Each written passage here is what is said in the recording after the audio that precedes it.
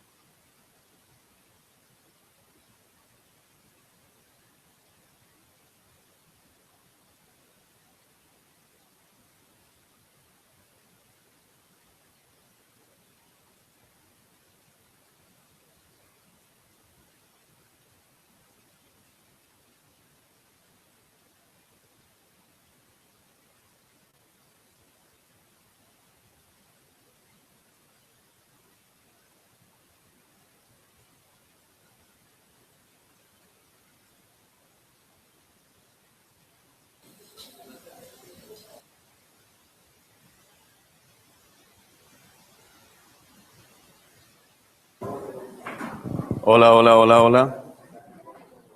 Luis, ¿avisas? Ya. Buenas tardes. Vamos a orar para dar inicio a este estudio. Señor Dios que estás en el cielo, Padre, te damos gracias en el nombre de Jesús por este tiempo precioso, este regalo que tú nos das, Señor, de reunirnos en torno a ti, Señor, porque es en torno a tu nombre grande, es en torno a tu presencia, Señor, que nosotros venimos en esta tarde para buscar tu sabiduría, para buscar tu conocimiento, para, Señor, reconocer al estar en este lugar que necesitamos más de ti, que necesitamos realmente ser guiados y orientados por ti, Señor, que confesamos que la sabiduría del hombre es necedad delante de ti, Señor, y que por eso recurrimos, Señor, a tu Espíritu Santo, recurrimos a tu palabra, Dios, y que queremos conocerte. Ponemos delante de ti, Señor, todo lo que somos, ponemos delante de ti, Señor, todas nuestras cargas, Dios Todopoderoso, ponemos delante de ti, Señor, todos nuestros anhelos, clamando porque seas tú, Señor, conformándolos a tu voluntad, que realmente podamos anhelar lo que tú quieres, Señor, para nuestras vidas. En el nombre de Jesús yo te pido que nos des sabiduría que venga a lo alto para entender, que nuestras mentes sean abiertas, nuestros ojos, nuestros oídos, Señor, y nuestros corazones preparados para que la semilla de la palabra, del Evangelio sea sembrada y llegue a fructificar. En el nombre de Cristo Jesús, amén y amén. Bueno, muy buenas tardes para todos. Vamos a dar inicio. Vamos a terminar, si el Señor lo permite, la lección número 9 de atributos de Dios. Dios es fiel. Así que recordemos la dinámica. Si tienen alguna pregunta, levantan su mano para que los ministros le puedan pasar el micrófono y de esa manera también nuestros hermanos que están conectados en en otros lugares, en otras ciudades, en otros países, puedan también ser edificados. Amén. Bueno, entonces quedamos en la parte B. Vamos a empezar la parte B del punto quinto. Recordemos que al estudiar la fidelidad de Dios, tenemos que estar recordando que Dios es fiel no solamente en lo que muchas veces comprendemos como para darnos cosas que necesitamos, sino que Dios es fiel para cumplir toda su palabra. Amén. Así que bueno, hace 15 días terminamos estudiando qué se espera de nosotros. Al haber estudiado la fidelidad de Dios, ahora lo necesario es comprender qué se espera de nosotros a la luz de la fidelidad de Dios. Si Dios es fiel, si su fidelidad es demostrada a través de la palabra, a través de sus obras, a través de la venida de su Hijo Jesucristo, ¿qué se espera de nosotros? Hace 15 días revisamos que debemos confiar en Él y debemos clamar en oración. El día de hoy vamos a seguir avanzando en la parte B y se espera de nosotros que confiemos, pero vamos a repasar desde la B. Confiar en la sabiduría y dirección del Señor. Se espera que confiemos en la sabiduría y la dirección de Dios. Salmo 37:5. Salmo 37:5 para poder como enlazar.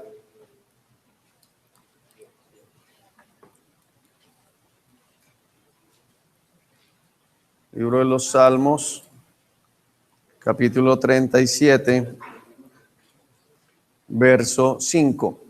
Entrega al Señor todo lo que haces, confía en Él y Él te ayudará. Aquí nos está hablando el Señor precisamente de confiar en la sabiduría del Señor, en confiar en el Señor, entregarle todo lo que hacemos y de esa manera Él nos ayudará.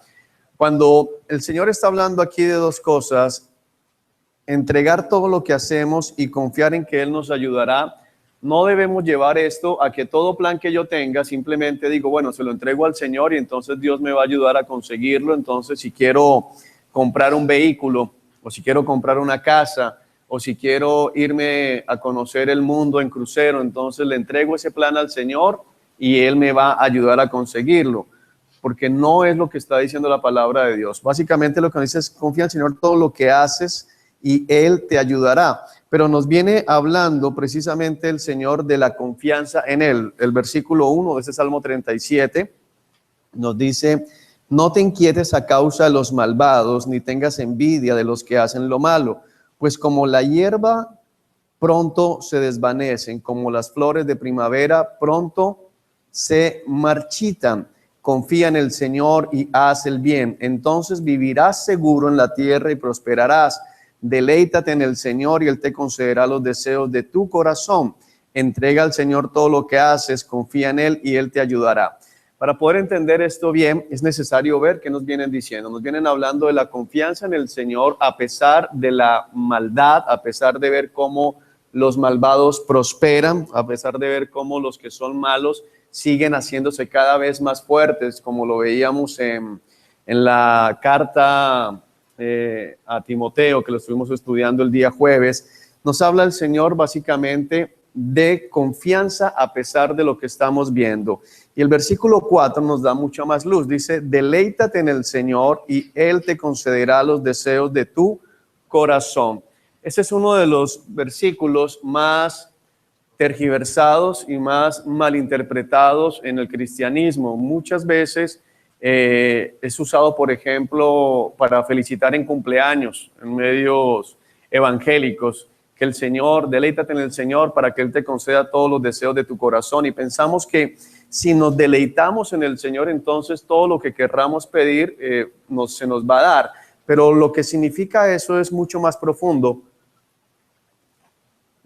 Deleitarse en el Señor significa hallar placer en el Señor. La palabra deleite es placer y la palabra deleitarse es encontrar placer. Es decir, si encontramos placer en el Señor, y de hecho vamos un poco más allá a decir, si el Señor es la fuente de tu placer, ¿qué significa eso? Si todo lo que tú necesitas o si buscas placer únicamente en el Señor, es decir, tu alegría no depende de las cosas del mundo, tu alegría no depende de las circunstancias, sino tu alegría depende única y exclusivamente de estar en Cristo, entonces el Señor te concederá los deseos de tu corazón. Pero la primera parte es importante, es decir, ¿en dónde está la fuente de tu deleite? La pregunta que tenemos que hacernos, ¿qué es lo que causa deleite, lo que genera deleite en tu vida? ¿Qué es lo que a ti te produce placer? ¿Te produce placer el dinero? ¿Te produce placer la familia? Y fíjense que podemos comenzar a hablar de cosas buenas, porque es natural que la pasemos bien con la familia, pero nuestra fuente de placer tiene que estar en el Señor. Él es la fuente, Él es nuestro objeto en el cual obtenemos placer en ese sentido. Cuando digo objeto, no me refiero a que sea una cosa, sino el motivo, ¿de acuerdo? Ahora dice, y Él te concederá los deseos de tu corazón. Esto es como, puede sonar como un juego de palabras, pero si en el corazón mío lo que genera placer es el Señor, ¿qué cosa va a ser el deseo de mi corazón? El Señor. Entonces es algo tremendo lo que está acá, porque lo que nos dice es, si tú te deleitas en el Señor, entonces lo único que tu corazón va a desear es que estar con el Señor, tener comunión con el Señor, pasar tiempo con el Señor, escudriñar la palabra. Tú vas a desear al Señor. Tu corazón lo único que va a desear es a Cristo. Y si tu corazón lo único que desea es Cristo, pues, amado, el Señor te promete que Cristo te va a ser entregado.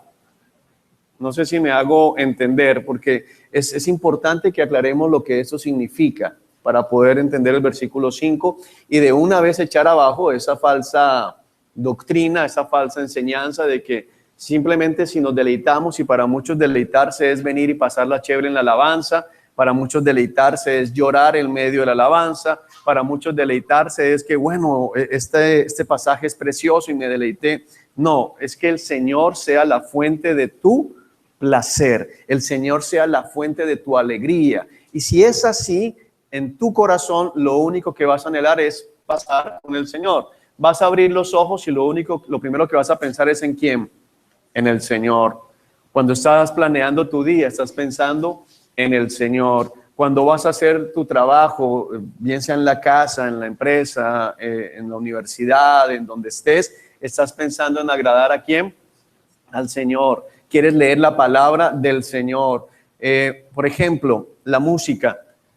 Si bien bíblicamente hablando no hay una prohibición en escuchar algún otro tipo de música que no sea religiosa, siempre y cuando lógicamente esa música no vaya en contra de los principios bíblicos. Hay música que simplemente le canta a la vida y celebra la vida y celebra la alegría y celebra la familia, lógicamente sin hablar ni de borrachera, ni de inmoralidad, ni de exceso, ni nada de eso. Si bien no es pecado, también lo es que cuando el Señor es tu deleite, tú no quieres escuchar nada más, aunque no sea pecado escuchar otra cosa.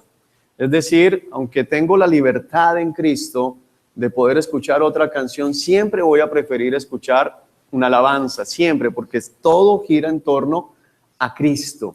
Entre estar leyendo muchas cosas que tal vez no sean pecado, pero estar descubriendo la Escritura o algo acerca de Cristo, siempre voy a buscar leer la palabra del Señor o algo que gire en torno a Cristo.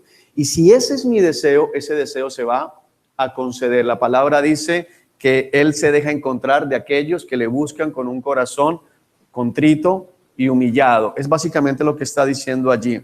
Entonces, a la luz del versículo 4 podemos entender el 5. Entrega al Señor todo lo que haces, confía en Él y Él te ayudará. ¿Qué es lo que hace una persona que se deleita en el Señor?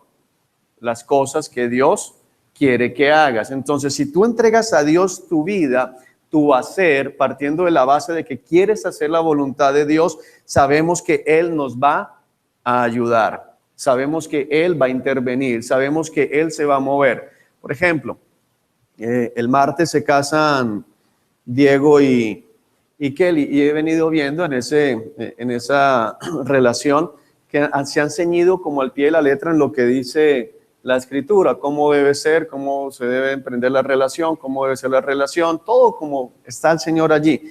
Y al mismo tiempo, a pesar de dificultades, vemos cómo Dios va ayudando, lo he venido viendo desde este lado, cómo Dios va poniendo todas las cosas en orden para que puedan sacar adelante eso que quieren hacer, pero eso que quieren hacer lo quieren hacer para agradar al Señor. Y siempre que queremos hacer las cosas para agradar al Señor, Dios se va a encargar. Aquí en la iglesia tenemos un proyecto que no hemos socializado y bueno, es algo que viene del Señor y que lo estamos pensando para hacer, para agradar al Señor. Digo, no, Señor, yo no tengo dinero para hacer todo eso. Y la persona menos indicada esta mañana me dijo, bueno, te voy a dar $1,000,000 para que comiences a hacer ese proyecto. Puede que no sea todo lo que necesitamos, pero finalmente era alguien del que menos yo pensaba que podía de pronto dar dinero, porque la última vez que hablé con esta persona, le dije cosas muy fuertes, espirituales, y le dije, o sea, tú vas para el infierno. ¿Cómo vas para el infierno? No quiero que me vean contigo. Sin embargo, el Señor después me dijo, mira, llámalo que Él te va a dar dinero. Ya le di instrucción. Y lo llamamos y hoy, bueno, yo te voy a dar $1,000,000 para eso. ¿Por qué? Porque si yo confío lo que hago al Señor, el Señor me va a ayudar. Pero es importante aterrizar lo que es en las cosas del Señor y es a la manera del Señor. No lo estés pensando en voy a proponerme viajar, voy a proponerme comprar, voy a proponerme prosperar aquí en esta tierra, porque no se trata de eso. Ahora, ¿puede Dios ayudarte en tu trabajo? Sí, si lo haces para la gloria de Dios, porque dice la palabra, todo lo que hagan, háganlo como para el Señor, háganlo para la gloria de Dios. Si tú lo haces así, Dios te va a ayudar. Eso es lo más importante de este versículo. Proverbios 3. Proverbios capítulo 3.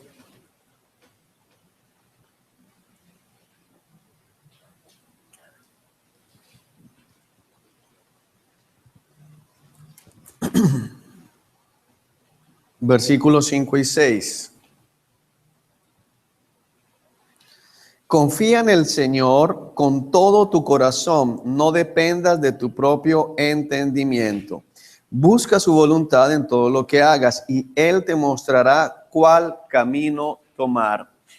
Muchos cristianos andan indecisos y el Señor nos hablaba hace un par de meses acerca de llegar el momento de un cruce, ¿se acuerda? Una intersección, y dice, cuando estés en esa intersección, pregunta por la senda antigua, por el camino justo, y camina en ese camino y hallarás reposo y salvación para tu alma. El libro del profeta Jeremías. El Señor aquí en el versículo 6 dice, busca su voluntad en todo lo que hagas. ¿Cuál voluntad? La voluntad del Señor. Pero fíjate que no dice en la mayoría de las cosas, sino en todo lo que hagas. Hay muchas personas que viven fracasando en lo que emprenden, que se viven moviendo de fracaso en fracaso. Y ahora hay que diferenciar entre vivir una vida de sufrimiento por Cristo, entre pasar pruebas por Cristo y andar fracasando y andar tropezando porque tomamos malas decisiones, porque las decisiones que emprendemos y que tomamos son contrarias a la palabra de Dios. Una cosa importante, porque mira, a veces me encuentro con gente que me llama o me escribe a decirme, mira Juan, hice esto, ¿será que es correcto? Y ya, ¿para qué me llamas? O sea, ya lo hiciste, ya te metiste en ese negocio, ya te metiste en esa situación, ya no hay sentido en que llames, ya esperemos que Dios pueda ser misericordioso, pero lo más probable es que te vaya a ir mal. Ay, pero ¿por qué siempre me equivoco? Y vuelve y llama y vuelve a la misma situación después de que ya se metió en el chicharrón. El Señor dice que debemos buscar la voluntad en todo lo que hagas y Él te mostrará cuál camino tomar. Fíjate que nos está mostrando aquí la palabra, que debemos consultar la voluntad del Señor antes. Dice, busca la voluntad del Señor y Él que te mostrará. Es decir, que busco la voluntad del Señor antes y de esa manera espero que Dios me muestre cuál camino tomar, qué decisión debo tomar. Pero no dice, y Él te mostró, sino, y Él te mostrará. Busco ahora y Él a futuro me va a indicar cuál es el camino que debo tomar, qué decisión debo tomar, hacia dónde me debo mover y cómo me debo mover. Eso significa confiar en la dirección del Señor. A veces he hablado con personas que vienen con situaciones difíciles y les digo, bueno, ¿qué te dijo el Señor? ¿Qué te ha dicho el Señor? Mira, estoy en esta encrucijada, tengo problemas en el trabajo, tengo problemas en el matrimonio, tengo problemas en esto. ¿qué te dijo el Señor? Y la respuesta es, no, pues la verdad no, al Señor no le he preguntado, pero es que si le pregunto sé que me va a decir que no haga esto. Y entonces nos decimos cristianos, nos llamamos cristianos, nos autodenominamos cristianos, pero no confiamos en la voluntad de Cristo. O sea, cristianos significa que le pertenecemos a Cristo y que hacemos la voluntad de Cristo. Amén. Entonces confiamos en la dirección del Señor. Y el versículo 5 nos dice, confía en el Señor con todo tu corazón, no dependas de tu propio entendimiento. Cuando dice confía en el Señor con todo tu corazón, no está hablando de algo sentimental, no está hablando el Señor de algo romántico, está hablando de lo que hemos estudiado en algunos servicios acá, de que en la Biblia la palabra corazón no hace referencia al músculo que bombea sangre por todo el cuerpo, sino hace referencia al centro de mando, donde está centrada la voluntad del hombre, el lugar donde se toman las decisiones y de lo cual depende absolutamente toda la vida del hombre. Entonces dice, cuando dice confía en el Señor con todo tu corazón, significa, mira, entrégale al Señor el timón, entrégale al Señor la dirección, entrégale al Señor el centro de control de tu vida. Y por eso la parte B lo que viene es a reforzar eso. No dependas de tu propio entendimiento. La palabra depender, no dependas, hace referencia a una relación de sumisión y de lógicamente hay autoridad. Es decir, los hijos dependen de los padres. Es decir, si el padre no le da comida, el niño se puede llegar a morir de hambre. Entonces el Señor dice, mira, no dependa de tu propio entendimiento, que no sea tu propio entendimiento el que dicta las decisiones de tu vida, que no sea tu propio entendimiento el que determina el camino que tú sigues. Pero muchos de nosotros nos movemos de acuerdo a nuestro propio entendimiento. La famosa frase de a mí me parece o a mí no me parece. No te puedes mover en tu parecer, no te puedes mover en tus ideas, no nos debemos mover en lo que a nosotros se nos ocurre, sino debemos estar convencidos y asegurarnos de que realmente estamos tomando decisiones bíblicas, decisiones que son centradas en la palabra de Dios. Cuando una persona a mí me dice, mira Juan, voy a hacer esto y ya lo he estudiado y es conforme a la palabra de Dios, mi respuesta siempre es, camina. De hecho, hay gente que me dice, bueno, mira, pienso hacer esto. Le puedo decir, mira, bíblicamente lo puedes hacer. Yo lo haría un poquito más despacio, pero bíblicamente lo puedes hacer. Así que si quieres hacerlo, anda, porque tienes el respaldo del Señor. Eso significa que confían en dónde, en lo que Dios dice y no en su propio entendimiento. Esto es fundamental porque muchos cristianos andan perdidos por culpa de esto. Ahora, más allá, hay un peligro latente en medio de la iglesia cristiana, sobre todo en estos tiempos de, y abro comillas, nuevas revelaciones, donde hay mucha gente que anda siguiendo la voz y la guía del Espíritu Santo. Y después toman decisiones y al final todo sale mal y se preguntan en dónde estuvo el problema, si yo creí que estaba siguiendo la voz de Dios. Y de hecho llegan algunos al otro extremo a apagar la voz de Dios, a cerrar los oídos al Espíritu Santo de Dios, porque comienzan a tenerle temor, porque dicen, mira, varias veces he hecho cosas en las cuales pensaba que estaba siguiendo la dirección de Dios, pero realmente no lo estaba. Yo les he contado varias veces del fiasco del estadio, ¿no? Creo que vale la pena repetirlo el día de hoy, porque el fiasco que hicimos en el estadio, al alquilar el estadio Romelio Martínez, antes de empezar el ministerio pastoral en el que él participó también, Gerson hizo parte de esa vergüenza pública, él me acompañó en eso. Yo estaba seguro de estar escuchando la voz de Dios y cuando alguien me decía, mira, seguro que el Señor, sí, mira, a mí Dios me habló, yo estoy seguro que Dios me habló acerca de esto, pero para estar seguros que Dios nos ha hablado tenemos que ir a verificarlo ¿con qué? Con su palabra. Con su palabra. ¿Cómo sabía yo que estaba equivocado? Hoy puedo saber que estaba equivocado porque pretendíamos hacer unidad con toda la iglesia cristiana, pero eso no es bíblico porque no todo el que come maíz, ya lo sabemos, es gallina. Entonces, si hubiera ido realmente a estudiar lo que dice la palabra, me hubiera enterado y me hubiera dado cuenta, oye, eso no me lo está diciendo a mí el Señor. Eso me lo está dictando mi corazón, mi propio entendimiento, mi propio deseo, aunque pueda parecer noble, aunque pueda parecer bonito, aunque pueda parecer tierno, bien intencionado, no proviene del Señor. Entonces, eso es lo que está diciendo acá. Si Dios es fiel, se espera que tú le entregues la voluntad de tu vida a Dios, porque es que es absurdo pensar y decir que Dios es fiel y no confiamos en Él. Dios es fiel. Bueno, mira, Dios dice que debes hacer esto. No. Mira, Dios es fiel, entonces dice que te debes casar de esa manera. No, si me caso de esa manera me va a tirar la vida, pero Dios es fiel. Entonces no crees que Dios sea fiel. Mira, Dios dice esto acerca del manejo de las finanzas. No, pero si yo hago eso me voy a empobrecer. ¿Cómo le voy a ayudar a mi hermano? ¿Cómo voy a hacer aquello otro? ¿Cómo voy a dejar de trabajar en esto? Entonces no crees que Dios sea fiel. Pero la verdad es que Dios es fiel y se espera que vivamos conforme en la fidelidad de Dios. El libro de los Hechos nos relata cómo la iglesia en Jerusalén, la iglesia primitiva, se movía a vender sus propiedades para compartir con todos los hermanos en la fe. ¿Por qué crees que lo hacían? ¿Porque eran locos?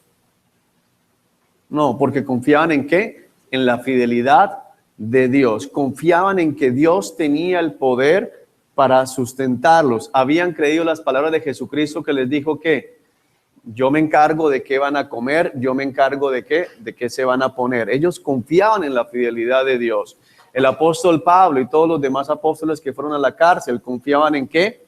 En la fidelidad de Dios. Aún el apóstol Pablo declara en medio de grandes problemas, pero Dios es fiel y me librará. Me librará no significaba que lo iba a sacar del problema físico, sino que lo iba a llevar a la vida eterna. Si Dios es fiel, debemos confiar en Dios. Si Dios es fiel, se espera que creamos que realmente si Él ha prometido algo, Él lo va a cumplir. Eso es lo que nos está diciendo la Escritura en este pasaje. ¿Alguna pregunta? ¿No? Ok, entonces sigamos avanzando. Aparte de confiar en la sabiduría y dirección de Dios, debemos creer que Él hará todo lo que ha prometido. Hay mucha incredulidad en medio de la iglesia y la palabra dice que sin fe es imposible agradar a Dios. Y hay mucha incredulidad en si Dios va a hacer o no va a hacer lo que Dios ha prometido. Vamos a la carta a los Romanos. Romanos capítulo 4.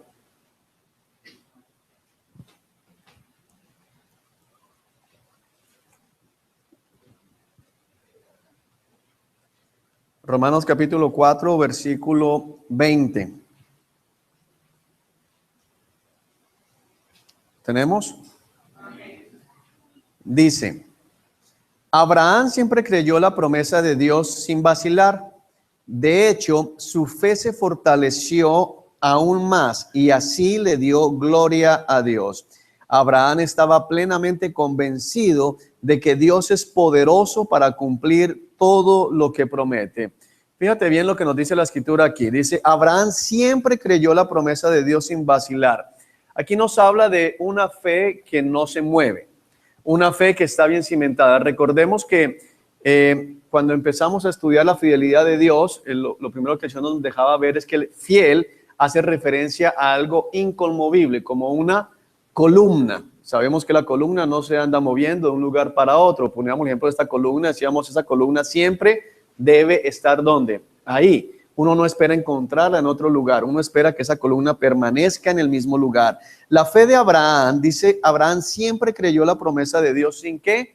Sin vacilar, era una fe firme. Él estaba siempre creyendo que Dios verdaderamente podía hacerlo.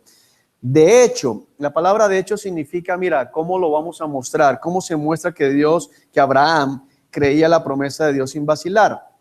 Dice, de hecho, su fe se fortaleció aún más y así le dio gloria a Dios. Aquí hay dos cosas importantes. La primera es que la fe puede crecer. Y de hecho, la fe debe crecer. Se espera que nuestra fe aumente. Y voy a preguntar primero, ¿quién quiere que su fe aumente? Ok, bíblicamente hablando, el camino para el crecimiento de la fe es la prueba. ¿Por qué no hubo amén? Amén. Por eso es que cuando comprendemos esto, comprendemos también por qué es necesario que pasemos por pruebas. Porque la prueba aumenta nuestra fe. Es lo que dice la Escritura, es lo que dice la palabra de Dios. Y la fe, las pruebas, las dificultades, los problemas, las tribulaciones van produciendo en nosotros que una gran cosecha de fe. Vamos confiando cada vez más en Dios, vamos confiando cada vez más en el Señor. Creo que aquí todos, de una u otra manera, hemos pasado en algún momento por pruebas, ¿no? Cuando salimos de esa prueba, nuestra fe sale como fortalecida, porque podemos decir, oye, en verdad Dios obró, mira Dios todo lo que hizo, y comenzamos a hacer testimonio y consuelo para otros que han pasado o que van a pasar por esa misma situación. Al ser consolados en medio de la prueba, nuestra fe se fortalece, pero también ayudamos a que la fe de otros se fortalezca. Dice que la fe de Abraham se fortaleció aún más y así le dio gloria a Dios. Porque puedes preguntarte, bueno, pero si con esta fe que tengo yo, igualmente puedo llegar al cielo, mejor no me pasen por la prueba, déjame con una fe chiquitica y igual yo voy a llegar al cielo, no quiero ser el de más fe en la iglesia. Pero la razón por la cual siempre nuestra fe debe estar creciendo y fortaleciéndose está aquí en la parte B. Y así le dio gloria a Dios. Recuerda que lo hemos estudiado, todo gira en torno a Cristo. Todo gira en torno a Dios. El universo es cristocéntrico, es decir, Cristo es el centro. Así que nuestra fe se debe fortalecer, debemos creer en Dios para que Dios sea ¿qué? Glorificado. Cuando tu fe se fortalece en medio de la prueba, cuando tu fe se fortalece en medio de la dificultad, Dios recibe gloria. Y eso es más que suficiente, una razón más que válida para que pasemos por pruebas. Es una razón más que suficiente para que nosotros querramos fortalecer nuestra fe. Una razón más que suficiente para desear ser cada vez hombres y mujeres de fe y una fe que crezca y se fortalezca más y más. ¿Por qué? Porque esa fe fortalecida le va a dar gloria a Dios. Y nosotros fuimos creados, dice la palabra, para la gloria de Dios. Todo fue creado por medio de Él y para Él. Todo. Y eso te incluye a ti y a mí. Dile que está a tu lado, te incluye a ti y a mí.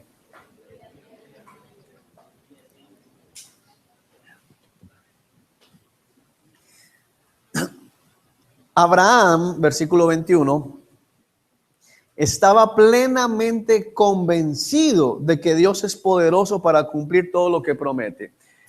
¿Cómo pudo Abraham, que eso lo vamos a estudiar en Cristología, yo creo que en 15 días, si el Señor lo permite, cómo pudo Abraham llevar a cabo uno de los actos más grandes de fe, el sacrificar o el llegar realmente y levantar el cuchillo para sacrificar a su hijo Abraham? La respuesta nos la da aún el Nuevo Testamento, donde dice que Abraham creía prácticamente que Dios tenía el poder para devolver a Isaac de la muerte.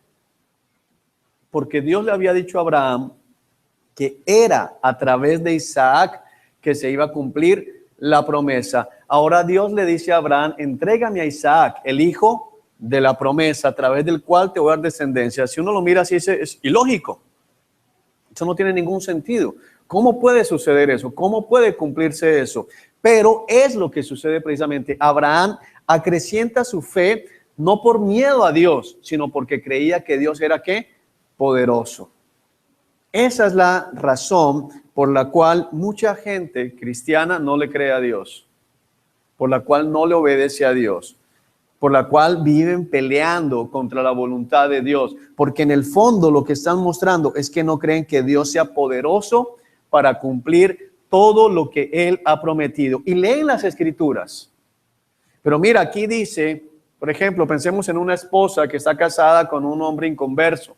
Se convirtió solo ella, el esposo no se convirtió y se le dice, mira, tienes que someterte a tu marido, pero es que si yo me someto a mi marido, ¿Me la va a montar más? No, no va a pasar eso. Dios se va a encargar. No creen.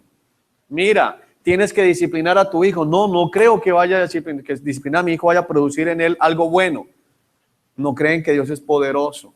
Mira, esta es la manera en que los solteros se deben casar. No lo hacen porque creen que Dios no va a cumplir lo que Él ha prometido. Todavía hay solteros que no creen que el amor es una decisión. Aquí todos creen, ¿no? Porque aquí los solteros. Pero hay en algunas congregaciones, no hay solteros que no creen que el amor es una decisión y por eso todavía están esperando estar tragados para poder ir a casarse. Pero mira, la palabra nos enseña que el amar es una decisión. Isaac no conocía a Rebeca. Y dice que cuando la vio por primera vez, la amó. No dice se tragó. Porque alguno puede decir, bueno, lo que pasa es que era bien bonita, dice la escritura. No dice que se tragó, no dice que se enamoró. El enamoramiento es un periodo de invisibilidad transitorio. Te lo voy a repetir.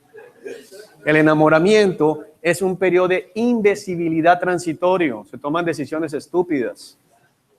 Se hacen cosas que no son agradables al Señor, cosas que van a dañar a la propia persona, pero está enamorado. No dice que Isaac se enamoró de Rebeca, dice que Isaac amó a Rebeca. ¿Esa es la mujer que Dios escogió para mí? Ven para acá. Y de una vez a la tienda. Eso dice la palabra de Dios.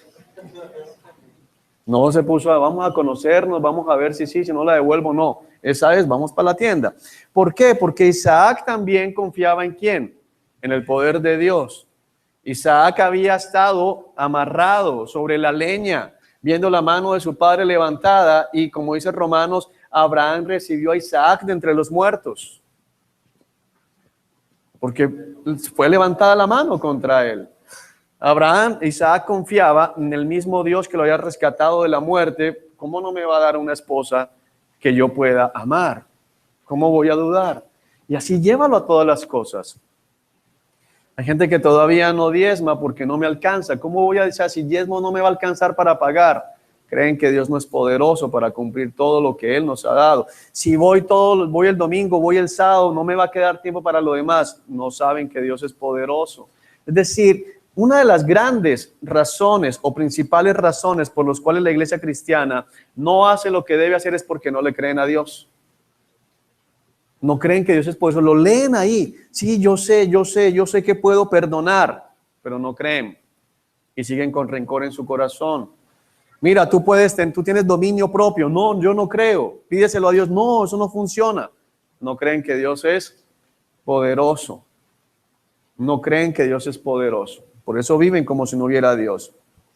Abraham estaba plenamente convencido de que Dios es poderoso para cumplir ¿qué? Todo lo que promete. Es decir, que Dios es poderoso para cumplir todo lo que promete, porque Dios es ¿qué? Fiel.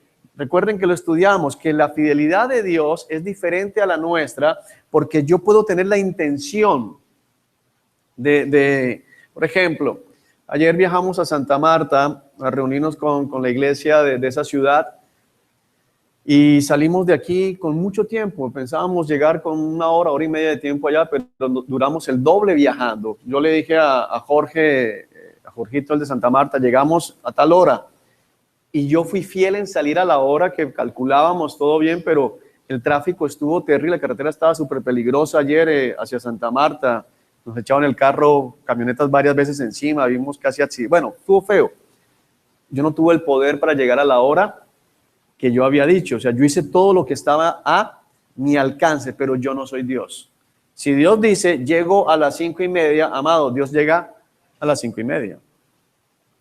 Él tiene el poder. Al Señor no lo retrasa el tráfico, al Señor no se le atraviesa a nadie, nada va a impedir que Dios cumpla lo que Dios ha prometido hacer, porque Dios es fiel y se espera que tú y yo creamos en que Él va a hacer lo que ha prometido. No puedes andar asustado, no puedes andar dudando, porque Dios ha prometido. Si Dios ha prometido, Dios lo va a hacer. Amén. Amén. Ok. Vamos a la carta a los Hebreos.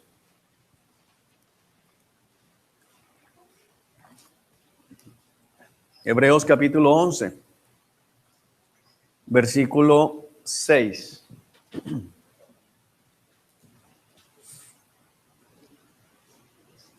Hebreos 11, 6. De hecho, recuerda que esa palabra de hecho es como un, mira, o sea, para que te quede más claro. De hecho, sin fe es imposible agradar a Dios. Todo el que desee acercarse a Dios debe creer que Él existe y que Él recompensa a los que lo buscan con sinceridad. Varias cosas vemos acá. La palabra nos dice que no dice que es difícil agradar a Dios sin fe. Dice que es que imposible. Es decir, si tú no tienes fe, es imposible agradar a Dios. Ahora, la fe aquí no, vuelvo a decir, porque es muy importante, porque nos han vendido tantas mentiras, que no es la fe de que vas a comprar y la fe de que vas a alcanzar y la fe de que te van a nombrar, no esa fe, sino la fe en qué, en lo que Dios ha prometido. Ahora, si Dios te prometió que te van a dar ese trabajo, créelo, porque te lo van a dar. Si te lo prometió en verdad el Señor. Si no fue tu corazón allí.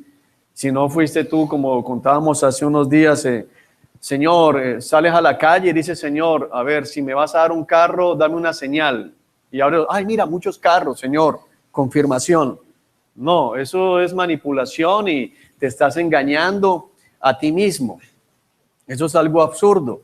O gente que dice, mira, yo creo que sí me lo va a dar el Señor porque mira, desde que yo le pedí al Señor un aveo y mira, ahora me la paso viendo aveos. Eso se llama selección natural en la mente. La mente comienza a seleccionar lo que quiere que ver. Identificas ese tipo de carro en toda la calle porque tu mente lo está ¿qué? Buscando. Es un escáner. Pin, allá hay uno, pin, allá hay otro, pin, allá hay otro. Si cambias del aveo a un Renault 4, vas a ver Renault 4 por todo lado. Amén. Así que no está hablando de esa fe. Está hablando de la fe de creer en lo que Dios ha prometido. Y dice, sin esa fe es imposible agradar a Dios. Ahora, esta fe que está hablando el Señor acá es la fe de creer en las promesas de Dios, pero también lógicamente en la promesa principal, que es la vida eterna a través de Cristo Jesús. Sin esa fe es imposible agradar a Dios.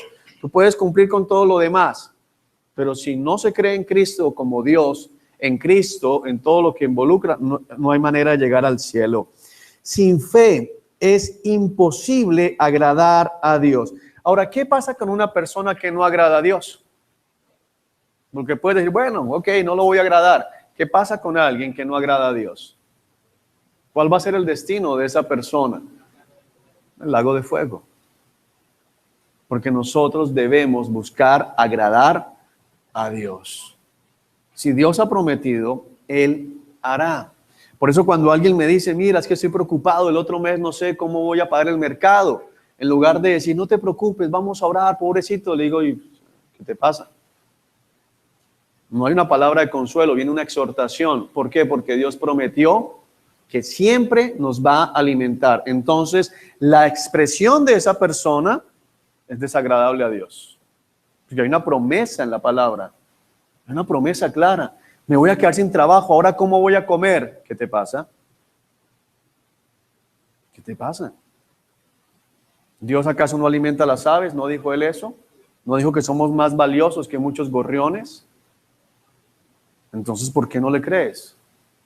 Estás desagradando a Dios. Estás desagradando a Dios. No es algo de, no, pero compréndeme. No, yo no tengo por qué comprenderte. Yo tengo que exhortarte para que agrades al Señor. Amén. Sin fe es imposible agradar a Dios. Todo el que desee acercarse a Dios debe creer que Él existe y que Él recompensa a los que lo buscan con sinceridad. Fíjate lo tremendo de esto, porque nos está hablando el Señor de que se debe acercar a Dios creyendo que Él existe. Esta carta está dirigida a los hebreos, que lo estudiamos un poquito el jueves, el contexto histórico de quiénes eran las personas que recibieron esa carta en primera instancia. Gente judía convertida al cristianismo, eran judíos que habían creído en Cristo como Señor y Salvador, eran hebreos, eran judíos, era gente que conocía la ley de Dios. Sin embargo, dicen, deben acercarse a Dios creyendo que Dios existe. Cuando nosotros dudamos de lo que Dios ha prometido y del poder de Dios, nos acercamos a Dios como si Él no existiera.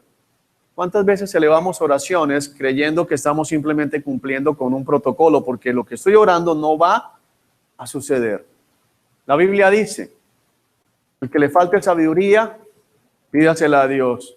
Y hay gente que dice, no, mira, yo no soy sabio, yo no soy sabia, yo no puedo. Pídela, no, pero a mí no me van a dar. O sea, te estás acercando, pero no crees que Dios existe. No crees que en verdad existe el Señor. No crees que en verdad está Dios. El amor perfecto echa fuera todo temor. Yo sé que me voy a condenar, yo sé que no voy a lograrlo, yo sé que no voy a resistir, yo sé. Te estás acercando a Dios como si Dios no existiera.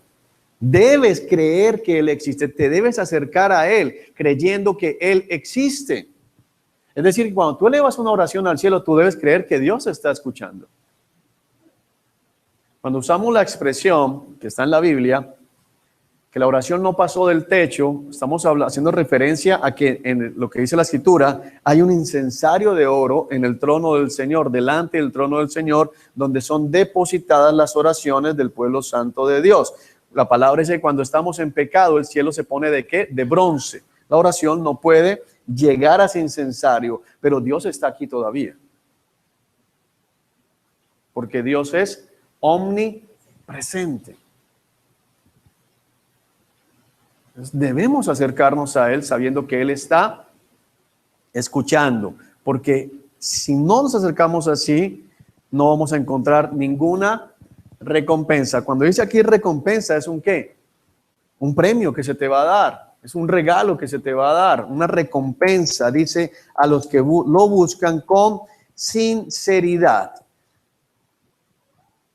La palabra sinceridad significa, se le acercan sin mentiras, sin hipocresía, sin ocultarle nada al Señor. Acuérdate que la palabra sincero viene de una marca que se le ponía en la antigüedad a objetos que eran genuinos, no tenían cera, porque a veces hacían réplicas.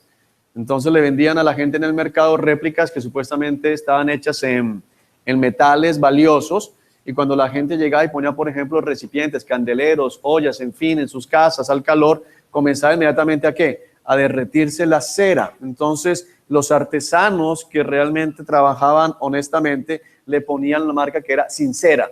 Significa, mira, esto lo vas a poner al fuego y no se va a comenzar a deshacer. Cuando dice aquí, a los que lo buscan con sinceridad, es decir, lo buscan honestamente. No te presentes delante del Señor con hipocresías, no te presentes delante del Señor con falsedades.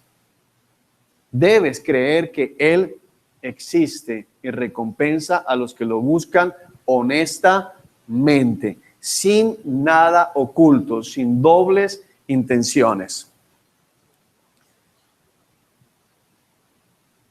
Santiago, carta a Santiago, está justo después de Hebreos. Por acá hay preguntas. Rápido.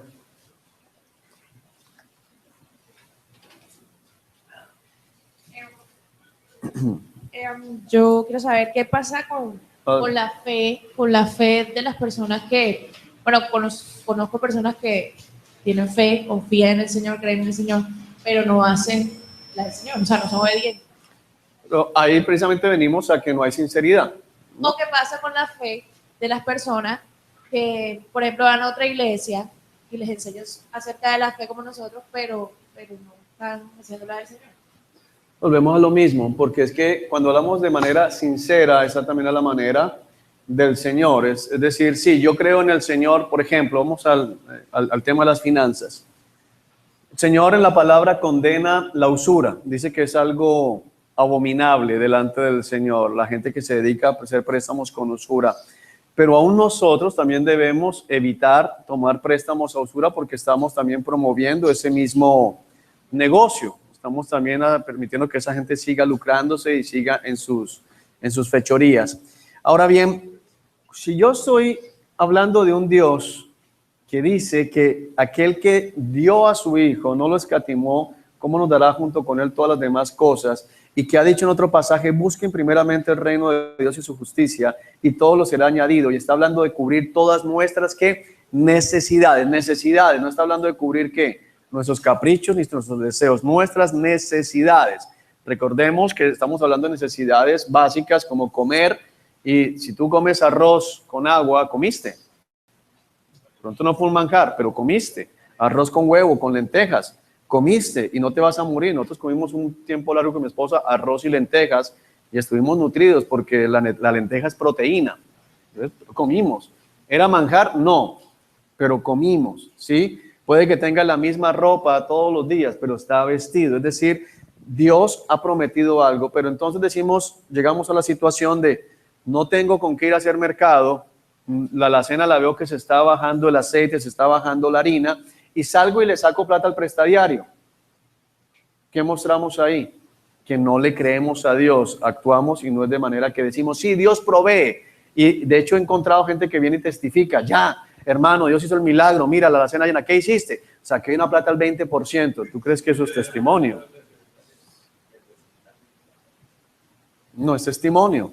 No hubo fe. ¿Hubo qué? Todo lo contrario. ¿Por qué no esperaste a que Dios obrara? ¿Por qué no esperaste a que Dios hiciera? Entonces, a eso va esa situación. No están agradando al Señor. Aunque lo confiesen con su boca, la palabra dice que debemos ¿qué?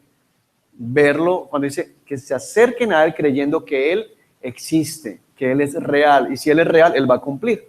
Que el resto para muchos es solamente profesiones de fe, pero en la vida diaria no viven con fe. ¿Ves? ¿Sí queda claro?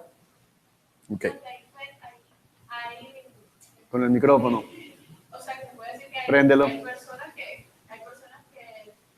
que tienen fe, pero no agradan al Señor. Entonces no tienen fe. Pero si creen en el Señor. No creen, no tienen fe. A la luz de la palabra no tienen fe, porque es que dice la Escritura que a Abraham se le contó la fe no solamente cuando escuchó la palabra, sino cuando levantó el cuchillo contra Isaac. Es decir, la fe sin obras es una fe muerta y la muerte es igual que nada. Proverbios dice, es mejor perro vivo que león muerto. Entonces decir, no, mira, yo tengo mucha fe, pero es una fe muerta, es lo mismo que nada. Que de hecho la Escritura en muchos pasajes dice exactamente eso. Cuando dice, yo tengo fe, pero pues me muevo de otra manera, es mentira. Es falso. O sea, pueden decir lo que quieran, pero es falso. A la luz de la Escritura es falso, porque la fe tiene que ir acompañada de obras. La fe se manifiesta en las obras que hacemos. ¿Ya? Okay. Santiago capítulo 1.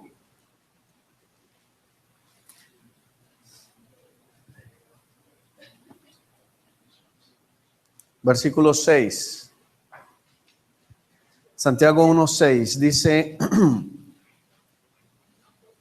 Vamos a leer desde el 5. Si necesitan sabiduría, ¿alguien necesita sabiduría acá? Amén. Ok. Si necesitan sabiduría, pídansela a nuestro generoso Dios y Él se la dará. No los reprenderá por pedirla.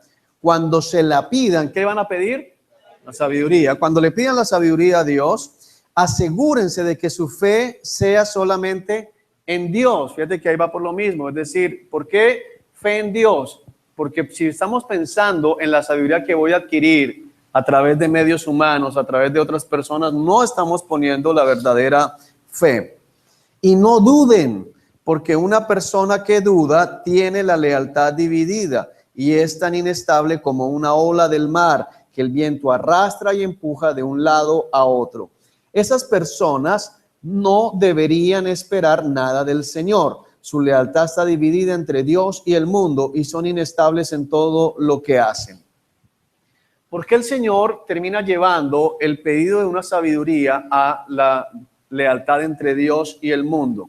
Fíjense, el cambio es bastante fuerte. Comienza hablando de el que le falte sabiduría, pídasela a Dios, pero pídasela con fe, no la pida con dudas, porque el que tiene dudas tiene su lealtad dividida entre Dios y el mundo, gente inestable. ¿En qué momento pasamos de sabiduría a estar entre Dios y el mundo? Si no buscamos en Dios, estamos buscando en el mundo.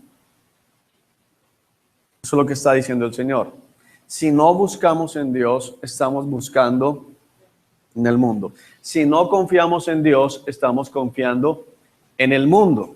sea, no existe la posibilidad de confiar en las dos cosas al mismo tiempo. En el catolicismo existía un axioma que decía, le prendo una vela a Dios y una al diablo.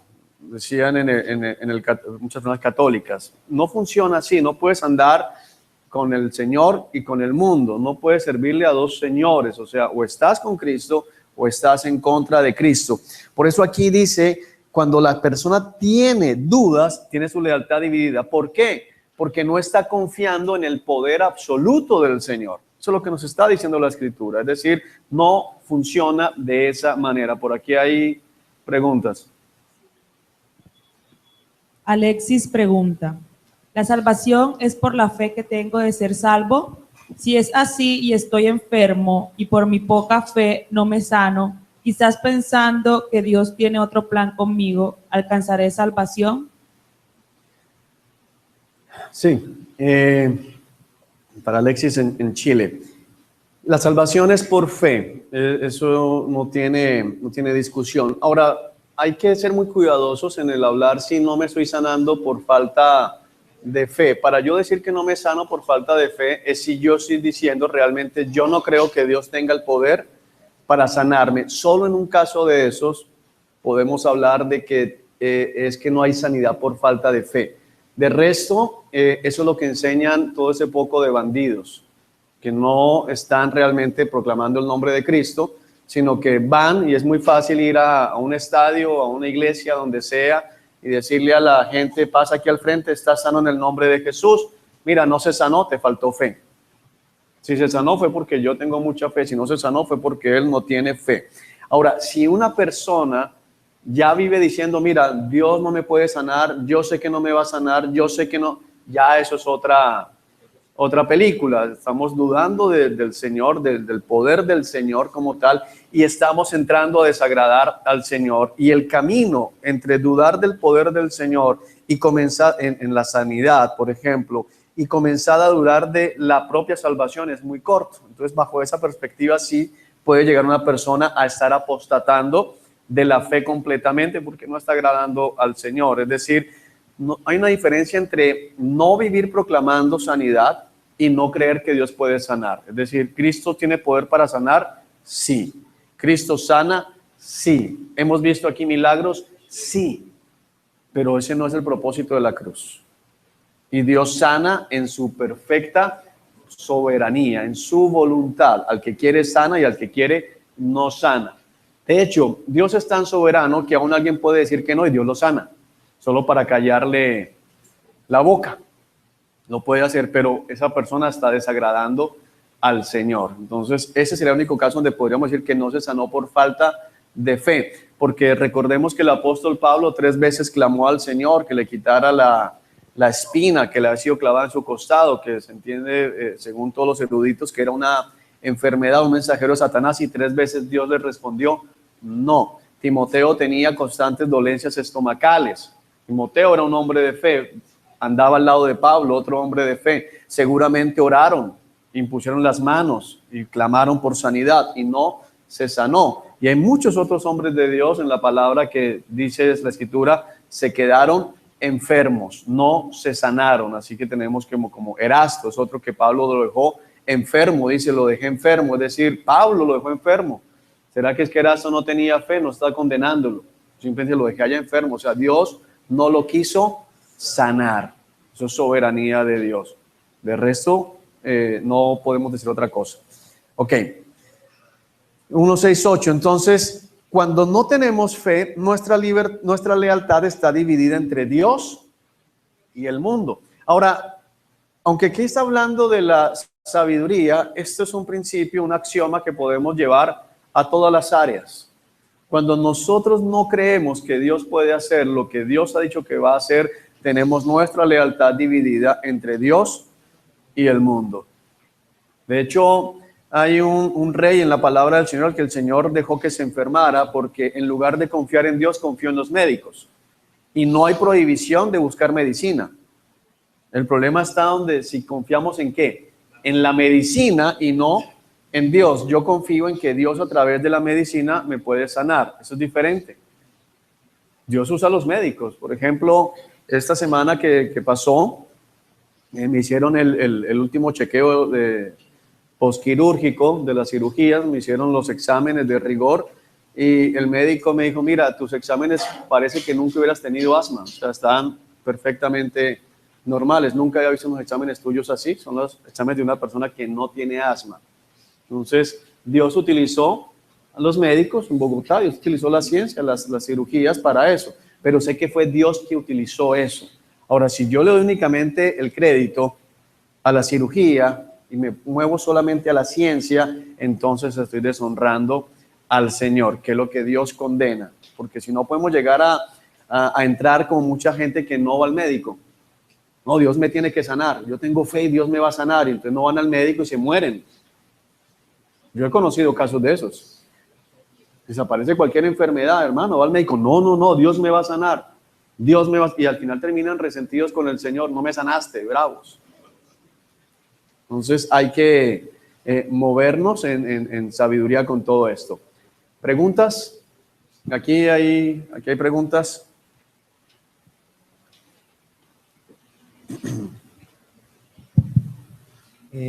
Estaba pensando de pronto en aquellos hermanos, por lo menos la congregación de donde yo vengo, que de pronto cuando yo veo el versículo de Hebreos acerca de la sinceridad en su fe, de pronto de conocerlos uno entiende que fueron sinceros en la fe y de pronto buscan aplicar esta parte de acercarse a Dios creyéndole que le hay. Pero mi pregunta va en el sentido de que si las recompensas y todas las consecuencias que se ven en estos versículos solamente aplican a las personas que tienen una noción de lo que realmente es la fidelidad de Dios, como lo estamos estudiando aquí, o si de pronto puede darse el caso dentro de la soberanía de Dios, que de pronto por la sinceridad que hay en sus corazones de creer que Dios está escuchando sus oraciones, Dios puede hacer algo. Respondiste tú la pregunta. Okay. En la soberanía de Dios, o sea, nosotros no podemos ser dogmáticos en decir si no están en la perfecta doctrina, porque tenemos el caso, digamos, de Naamán, el sirio, está registrado en el libro de los Reyes, donde Naamán no creía en Dios, de hecho, y fue sanado, no a causa de la fe de Naamán, sino para mostrar la gloria de Dios. O sea, hay soberanía. Era un hombre pagano, un hombre que servía a un rey pagano, no creía en el profeta, se metió al río Jordán, pero no porque creyó, sino porque siguió el consejo de sus soldados, que le dijeron, pero mira, si te hubieran pedido algo más difícil lo habrías hecho, ¿por qué no te metes simplemente en el Jordán?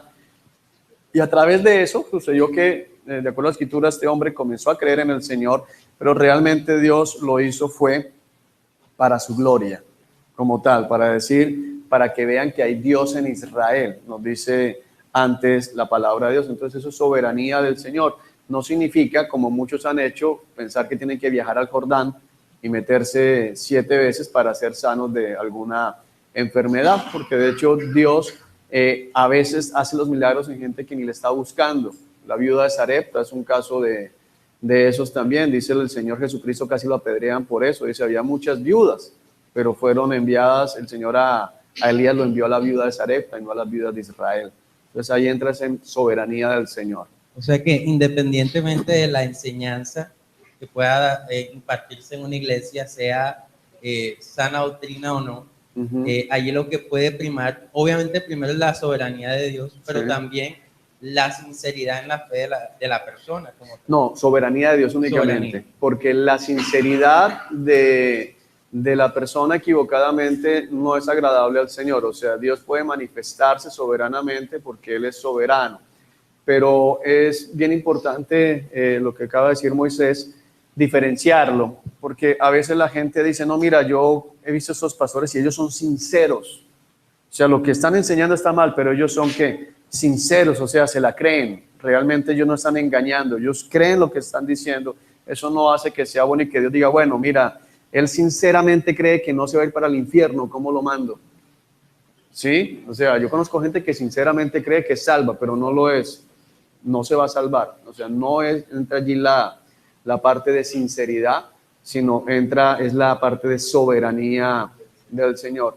Ahora, tenemos que entrar con mucho cuidado en ese punto a hablar de la salvación, porque podríamos llegar a aseverar que hay gente que nunca va a buscar a Cristo, que siempre se va a burlar de Cristo, pero que es sinceramente enemigo de Cristo y que Dios lo va a salvar, porque la palabra dice lo contrario. O sea, puede darse para situaciones temporales como la restauración de la salud, como para una situación financiera, como para algunas cosas que son terrenales y que de hecho la respuesta tal vez les sorprenda a algunos, pero a veces Dios obra de esto para juicio. Y puedes decir, ¿cómo para juicio? Sí. Yo he visto casos de personas a las cuales se les han obrado milagros. Cuando digo se les han obrado, no los he obrado yo. Dios los ha obrado, milagros tremendos. Pero ese milagro va a servir únicamente es para más condenación. Cuando esa persona llegue delante del trono blanco y diga, pero a mí, ¿por qué? A ti, mira todo lo que te di, te sané, te busqué, te saqué, te di, te hice y mira, y todavía seguiste en contra mía, no te dispusiste a buscar el verdadero consejo mío. Entonces, muchas veces eso viene para juicio, inclusive. Por eso los malvados, dice la palabra, los malvados prosperan y la razón es, el Señor los está cebando. Dice literalmente la palabra de Dios. Por acá. Bueno, vista de que el tema puntual es la fidelidad de Dios y que estamos hablando de que Dios cumple lo que promete, tengo una duda con respecto a lo que estudiamos en Romanos y en Hebreos. En Romanos el Señor coloca de ejemplo a Abraham y la fe de Abraham, pero llevándola más que todo a la fe en Cristo para ser salvos. Es lo que viene hablando esa parte en Romanos. Entonces, una persona que ha creído esa parte y es salvo porque ha creído y tiene fe en eso, porque dice que muestra la fe y que Abraham fue considerado justo por la fe y que prácticamente de esa manera nosotros debe ser nuestra fe en él para alcanzar salvación. Dado eso, si vamos a Hebreos, entonces si una persona ha creído, puede pasar de que una persona ha creído eso, pero que por otra parte no crea lo que Dios dice, por ejemplo, el tema de disciplinar a los niños o del matrimonio, los ejemplos que vimos, que no crea en esa parte de lo que Dios ha prometido, pero que sí crea en la otra parte, no se puede dar. O sea, se va a dar, humanamente hablando, se va a dar, son rebeldes. Es decir, creen en la primera parte, pero terminan después en desobediencia y caen en lo que estudiamos el día jueves, de pecar deliberadamente. Y ya lo que sucede con esas personas es que experimentaron la gracia de Dios. ¿En dónde la experimentaron? Al haber creído para salvación. Experimentaron el Espíritu Santo, el amor de Dios, el consuelo de Dios. Pero luego de que ven en la Escritura la disciplina, luego de que ven en la Escritura el rol de la mujer, el rol del hombre, bueno, cualquier situación y mandato bíblico, y comienzan a desobedecerlo como tal, ya comienzan a pecar deliberadamente, se les puede convertir en un pecado contumaz y aplica lo que estudiamos el día jueves en Hebreos capítulo 10. Para aquellos que pecan deliberadamente, que siguen pecando a propósito, ya no queda ningún sacrificio que valga, sino solamente la terrible expectativa del juicio de Dios que vendrá sobre esas personas, el fuego eterno. Entonces, ¿se puede dar humanamente hablando? Sí. Hablar de, él es salvo, pero él no cree esto, no. Porque quien es verdaderamente salvo y quien permanece en salvación vive buscando hacer la obra del Señor, obediencia al Señor. Bueno, mi intriga nace porque pienso un poco en lo que comenzó haciendo la pregunta a Emily, de que una persona que esté en una congregación que no es sana doctrina, pero que predica la salvación bien, o sea, ¿cómo sería el caso de una persona en ese sentido? Lo que pasa es que ahí tenemos que entrar a comprender que sana doctrina no es únicamente salvación por fe. Eso no es únicamente sana doctrina. Sana doctrina es Génesis 1, Apocalipsis 22. Eso es sana doctrina. Porque muchas congregaciones, de hecho, la iglesia cristiana hoy ha llevado la sana doctrina a Padre, Hijo y Espíritu Santo. Mira, busca una congregación de sana doctrina y te dicen, ¿cuál es esa? La que crean en Padre, Hijo y Espíritu Santo. Y bajo esa perspectiva, la iglesia católica es de sana doctrina. La iglesia católica cree en Padre, Hijo y Espíritu Santo. De hecho, muchos de nosotros creímos en la Trinidad no al llegar al cristianismo, sino cuando lo traíamos del propio catolicismo. Al llegar acá y nos dijeron, mira, eso es verdad. Ah, bueno, sí, lo creímos, no tuvimos ningún conflicto en ese sentido. Sin embargo, bíblicamente el catolicismo es una religión pagana, como lo estuvimos estudiando hace 15 días. Entonces no puede existir las dos cosas. Y sana doctrina es todo el consejo de Dios. De hecho, si vamos a Tito, para que quede claridad, finalmente estamos estudiando. Vamos a la carta a Tito.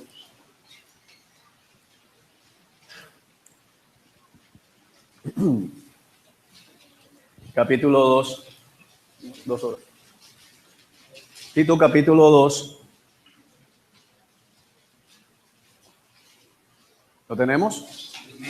Dice, Tito, en cuanto a ti, fomenta la clase de vida que refleje la sana enseñanza. El original dice la sana doctrina como tal. Cuando uno lee ese encabezado en el capítulo 2, uno podría esperar que el apóstol Pablo comenzara a decirle a Tito, mira Tito, enseña que la salvación es solamente por fe, hablar de la doctrina de la encarnación, Dios se hace hombre, hablar de la doctrina de la vida perfecta de obediencia, sujeto a sus padres, creciendo en gracia para con Dios y con los hombres, la doctrina de la traición de Cristo, anunciado todo esto, la doctrina de la crucifixión, la doctrina del aplastamiento por parte del Padre, el juicio de Dios sobre Cristo, la doctrina de la sepultura por 3 días, la doctrina de la resurrección y la doctrina de la ascensión y la venida de Cristo, la parusia. Pero en lugar de decir eso, dice, mira, fomenta la sana doctrina. ¿Y qué dice? Enseña a los hombres mayores, enseña a las mujeres, enseña todo. Entonces comienza a llevar la sana doctrina, ¿qué? A la vida diaria. A la vida diaria. Entonces el problema radica en eso. Para muchos sana doctrina simplemente es salvación por fe. Sin eso no hay nada, pero ese es el principio. La sana doctrina es toda la Biblia, todo el consejo de Dios. Por eso dice la palabra en los Salmos, la suma de tu palabra es la verdad. La suma significa toda. Si no está toda, ya no fue la suma de tu palabra.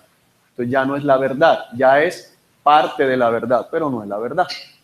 ¿Sí te quedó claro? Micrófono.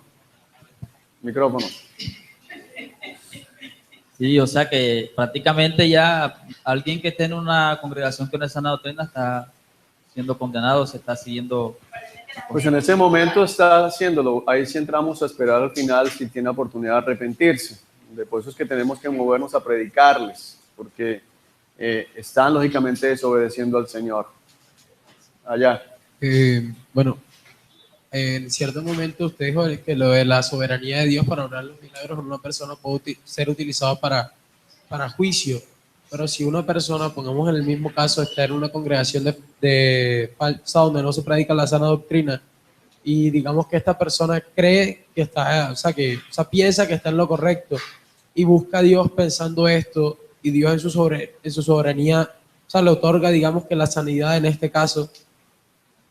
Ese mismo acto de soberanía de Dios estaría siendo utilizado para juicio. No siempre. Recuerda que si quedó así, quedó mal explicado. Puede darse para juicio, pero también en la soberanía del Señor de querer sanar a una persona simplemente para mostrar su gloria, como fue en el caso de Naamán. Ahí no hubo condenación de acuerdo a la Escritura, sino fue para mostrar la gloria del nombre del Dios de Israel. ¿Okay? Bueno. Se nos acabó el tiempo de esta primera clase. Quedamos entonces para el punto D y punto 6 para la próxima clase. Vamos a hacer un break de 2 minutos para hacer el cambio de grabación y continuar.